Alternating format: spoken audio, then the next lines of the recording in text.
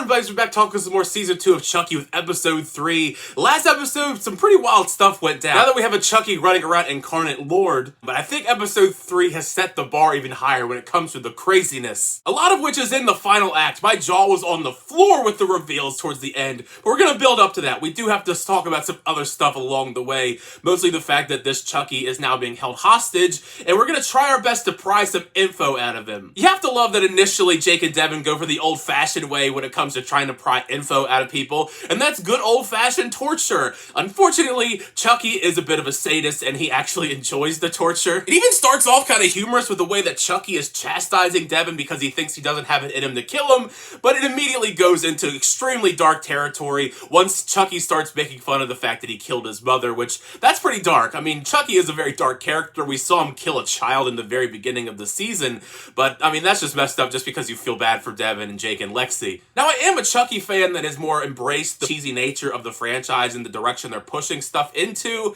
but I think the plan here is a little bit preposterous, and I'm kind of surprised that it actually worked, that they're going to reprogram this Chucky and kind of make him a good Chucky in a way. Sure, it's definitely amusing in the way that they try to reprogram him, subjecting him to loads of different horror films like The Thing, and then shifting over into My Little Pony. Somehow this works. I think it is just kind of a little bit too much here, because I have to wonder why someone didn't try and do something like this before in the franchise, if that was just the easy way you could just fix a good guy doll. Regardless, I got a chuckle out of seeing the new and improved good Chucky with his very friendly, high-pitched voice. In a way, it's a little bit adorable. You have to kind of ignore the whole fact that it's a Chucky doll to make it adorable, but the way that he's inquisitive when he's asking questions to Lexi and Nadine, and there is that whole question, is this real? Is this an act? Because you never really know the Chucky if he's just playing to get further ahead and then kill somebody later. I really do love Devin Sawa. I think he's doing a fantastic job on both seasons of Chucky, but I wish that they would give him a role in this series that makes him likable, because once again, Father Bryce is another character that's an extreme jerk. In this episode in particular, you see him overstepping boundaries, being a bit overly aggressive with Jake to confess his sins, while sentencing Devin to hard labor under the guise that it's because the Chucky doll isn't returned to his office, but in reality, it's because he caught Jake and Devin kissing in the hallway. I knew that was going to be incorporated somehow into the story, that reveal that Devin and Jake are gay, which is, you know, they're a Catholic school. They're not going to be very fond of that idea. So with that, Father Bryce certainly is high up on the shit list when it comes to the characters I'm not a big fan of, Incarnate Lord, the other one being Trevor, Lexi's bully. We see here the thinly veiled threats he makes towards Lexi because he catches her doing drugs, which I still feel is a weird addition to her character arc, but nevertheless, Trevor just comes off like an extreme scumbag in the way that he's trying to ruin her life for pretty much no reason. As if we thought things were already bad enough when there was one Chucky running around Incarnate Lord, we have another one sent to Incarnate Lord. I have to wonder who exactly is sending these Chuckies. I have to assume with the reveal that it's the Colonel, the only contact that Chucky has in his phone when they look at it. But the big question is, who is this Colonel? The only possibilities when I sat down and thought about it would either be, of course, Tiffany. That would make the most sense, probably. That would be the easy answer. But the other shot-in-the-dark answer potentially could be the therapist, Dr. Mixter, since we already know that she had a Tiffany doll, and we kind of are suspicious of her anyways. I guess the other shot-in-the-dark answer could just be Charles Lee Ray and Nika's body, but that would be kind of odd because they don't have any arms or legs, so it would be kind of weird for them to text or call anybody. Elaborating more on what I said last week, if you watched my review referring to Nadine, she's still a little bit too calm for my liking. She seems very okay with the fact that there's a killer doll running on the loose and sitting with the Chucky doll and chatting with it after it becomes a good Chucky. Nevertheless, you do feel bad for her when she finally does get into the confessional booth with Father O'Malley and a Chucky doll murders Father O'Malley after the confession is over. A very simple standard death, even by Chucky standards, that's strangulation, but it kind of is just the tip of the iceberg because the other kill in the episode was bonkers.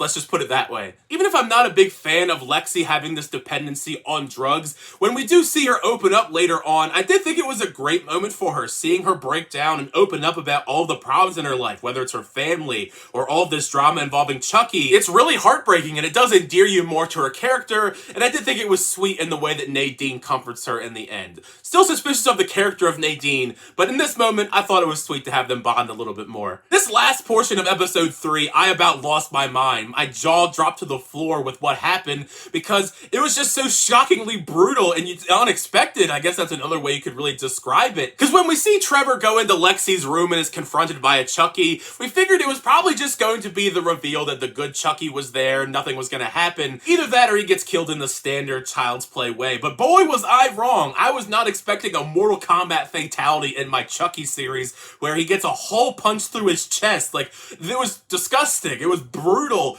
Brutal for even Child's Play standards. I didn't think that we would ever see a Chucky doll punch a hole that large through someone. Then we get the reveal of what this other Chucky doll looks like. We see his physique. It's this roided up, steroided out, Hulk looking Chucky, which I lost my mind over. I was not expecting this Chucky doll to come out and present himself this way. And I felt really horrible for the good Chucky because it looks like he's about to get the crap beaten out of him as we end the episode. Yeah, all around a pretty good episode this week. It's going to be interesting to see what comes next, especially when it comes to this new big roided out Chucky. I need to see some more action with that Chucky because that was insane, the brutality involved in that kill with Trevor. Satisfying because Trevor was a jerk, but still, nevertheless, make sure you share your thoughts down below. What did you think of episode 3 of Chucky season 2? Did you like the episode? Did you not like the episode? Also, since I brought up some questions, make sure you share any thoughts or theories you may have where we're going to go with the rest of season 2. Who do you think the Colonel is? If you have any guesses, share those below. And how are we feeling about this roided out Hulk Chucky? Do you want to see more of that Chucky? Did you lose your mind when he killed Trevor that way? Share all your thoughts down below in the comment section. It's part of the fun of this time in the conversation with you guys in the comment section down below. Thank you guys always check the reviews. I always do appreciate it. Make sure you like on the video and also subscribe to the channel so I always update reviews, reactions, unboxings, and more. Next time, I'll see you guys later.